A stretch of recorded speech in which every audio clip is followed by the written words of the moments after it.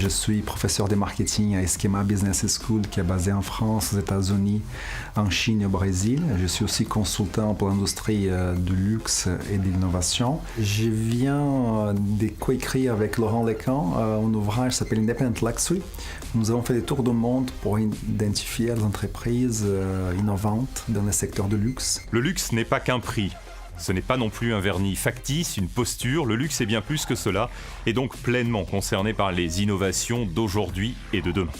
La rareté du luxe est un privilège, le marché du luxe le sait, et sait à quel point cette rareté est précieuse. Le marché du luxe aujourd'hui est segmenté en 4 groupes, interdépendants pour certains et connectés pour d'autres. Et donc nous avons 4 groupes que nous avons repérés. Les premiers groupes, c'est ce que nous avons appelé les Back to the Sources.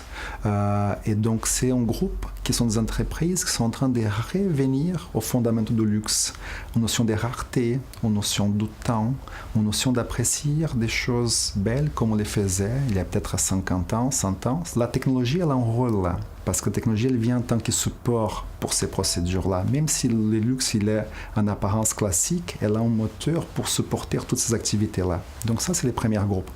Le deuxième groupe, nous avons appelé les code breakers. C'est-à-dire, ce sont les personnes, des personnalités qui sont un peu en avant les phases par rapport à son temps, qui comprennent les codes d'une époque et savent les casser, réinventant en offre.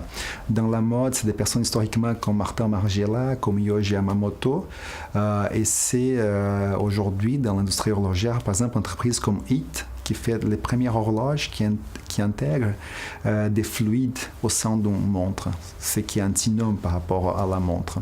Comment je pourrais faire une montre du XXIe siècle? C'est-à-dire, je vais voir les matériaux, à l'aéronautique, à la Formule 1, les plus innovateurs, et je vais concevoir mes montres en partant de ces matériaux-là, en cassant les codes.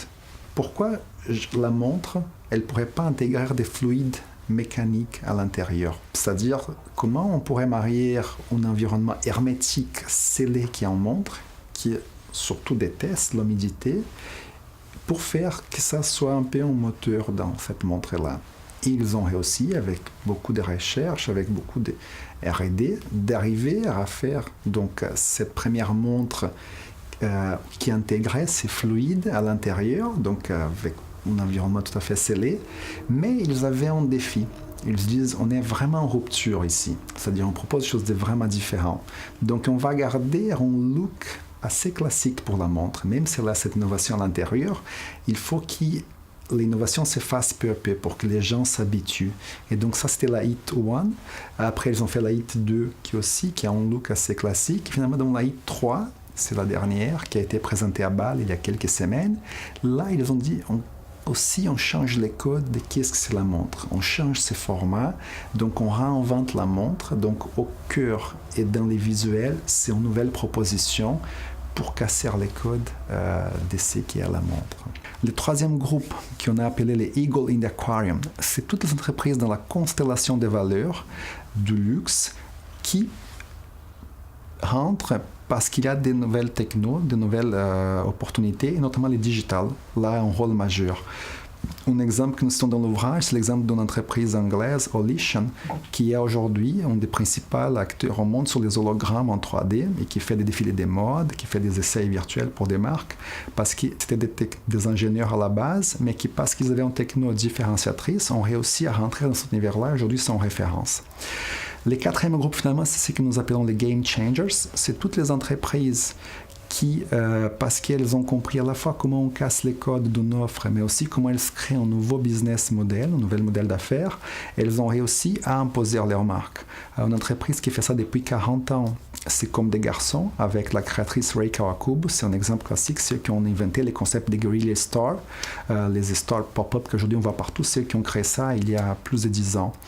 Et plus récemment, nous pouvons citer les cas d'entreprises en Suisse, MBNF, Max Büsser and Friends, qui sont en train de révolutionner les concepts de la montre humaine. Donc on ne parle plus des montres, on parle des machines horlogères. Et aussi dans les voitures, W Motors, la première entreprise de Hypersport qui est basée à Dubaï. Donc on a aujourd'hui la voiture la plus chère au monde, qui est faite pas dans un marché classique, mais qui est faite à Dubaï. Minute Mind Sélection, une matière à réflexion que Mind, porteur de l'innovation raisonnée en France comme en Suisse, vous invite donc à suivre et à partager sur les plateformes Mind YouTube et Vimeo.